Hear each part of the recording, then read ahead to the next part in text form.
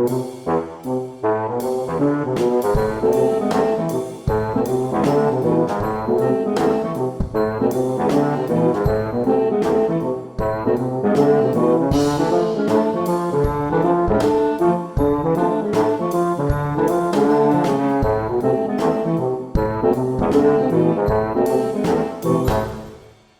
everybody, this is TimeRider.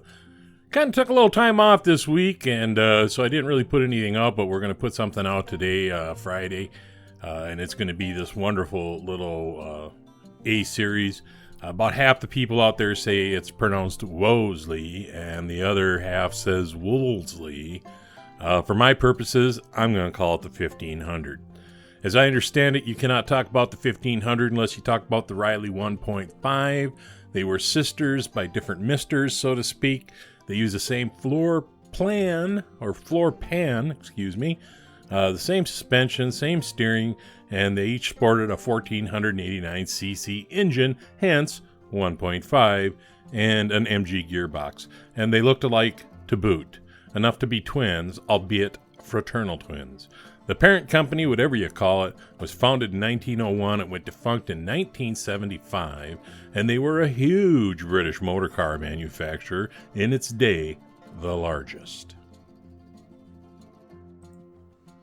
It wasn't a bad little toy. I can see by this little speck of red paint that the taillights were painted red. I'm guessing the grille and the headlights as well.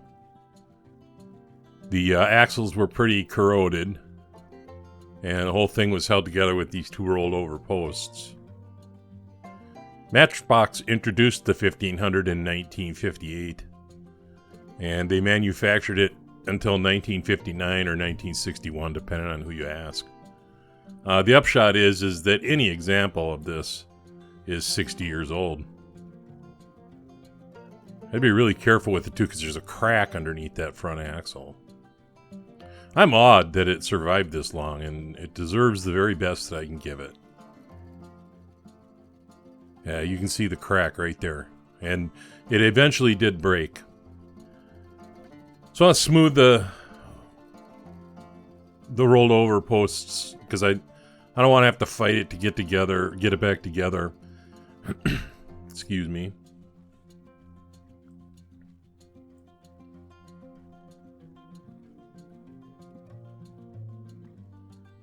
And there you go.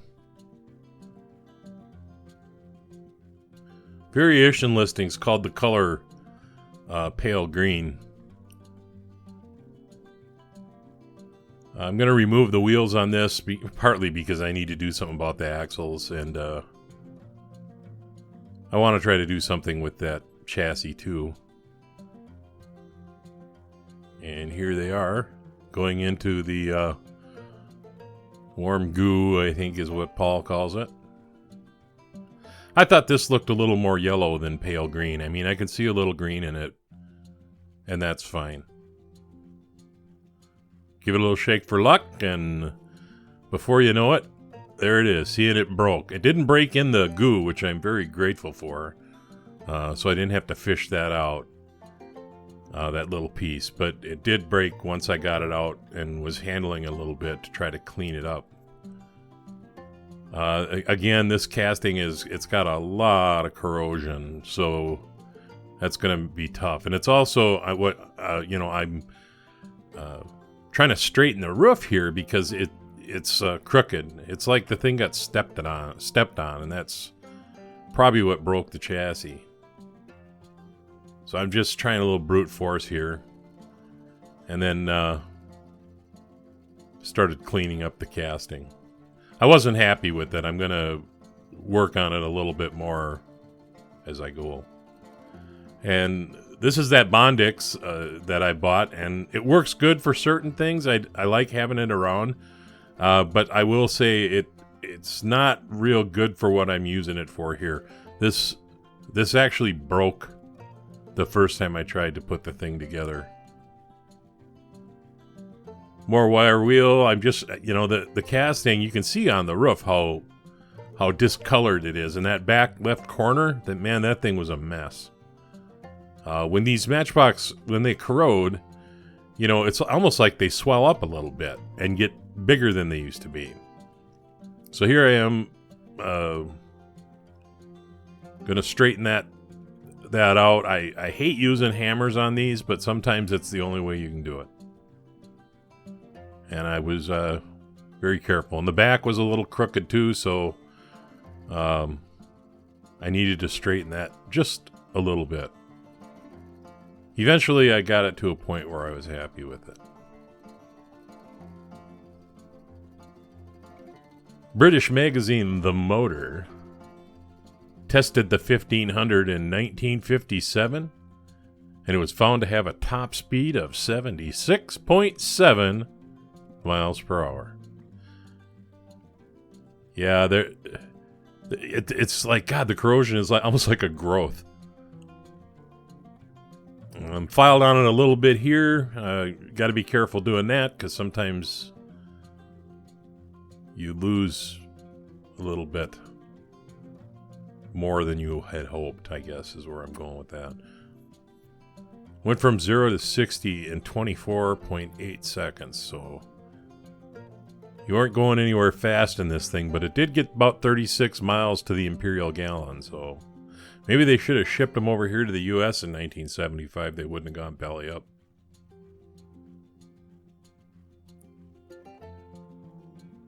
I worked on this for a little bit, and then it became apparent that I could only get it so good. And I still hadn't drilled it out, but it's just about ready for paint, so I don't want to do it after I paint it, clearly.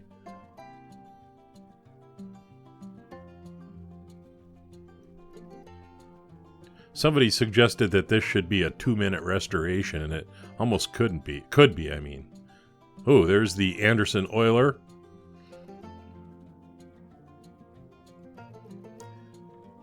But I wanted to, I don't know, these old A-series castings kind of hold a special place for me. So I like taking the time to do them correctly, or as correctly as I can. You know, that's one of the things too that I've always appreciated about the Australian guy is, you know, he doesn't mind taking something that's a little rough and just making it the best that he can make it. What I figured out is I can put the thing together without attaching the two pieces of the chassis. The screws hold it tight enough that I can leave it in two pieces and it'll be fine and sturdy. Axles were bent and rusty, so Nick over at Matchbox Restorations always did this with his drill. I hope he starts doing cars again soon. I'd really like to see it. I painted it white, and I mixed the paint. It's white and a lot of yellow and just a whisper of green. And I'll tell you right up front, another little whisper of green would have been okay. And I did speed this up. And I've found it's easier to push the paint to the edge of a molded area than to try to put paint down and pull it. And I always start in the middle as often as I can. It's really the best way to go about it. It's a neat little casting, though. I wonder how Lesney decided to do this one as opposed to the Riley 1.5, because I mean, it could have been either. They look a whole lot alike. So I figured I'd take that trip down memory lane. I don't always do this in my videos anymore. But on this one I will, because I really wanted to demonstrate conditionally where this was and where I wound up without any further ado. So there you have it, the Matchbox number 57A Wolseley 1500. Just a breath more of green, I think, would have been perfect. There will be an episode of The Bench after this, so stick around if you like that kind of thing.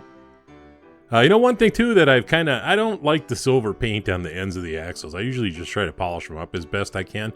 I don't know why. Yeah, you go through things like that. But anyway, this is TimeRider, and I'll leave the light on for you. Hey everybody, thanks for sticking around for this episode of The Bench. I wanted to kind of show everybody this wonderful little 57A here. The first time that I painted it, this is where I landed. And I think it's a beautiful looking little model. I just didn't think it looked enough like the original for me to keep it. And, for me, these restorations, they're very important to me. They hold a special place in my heart. So I actually dropped this in the stripper and started over. So back when I did the Commerce van, one of the things that I talked about was how Husky had eventually become Corgi. And looking around in my stockpile of castings, I found these two. The blue one is a Corgi and the orange one is a Husky. And they're identical other than colors and stuff. And I find it interesting about them putting that little plastic load in there, because I don't know if that's a good thing or a bad thing. I had many a Foden tipper filled with the morning's coffee grounds after they had dried out. Also on tap for the coming week is probably the 3 Blind Mice build of our VW microbuses.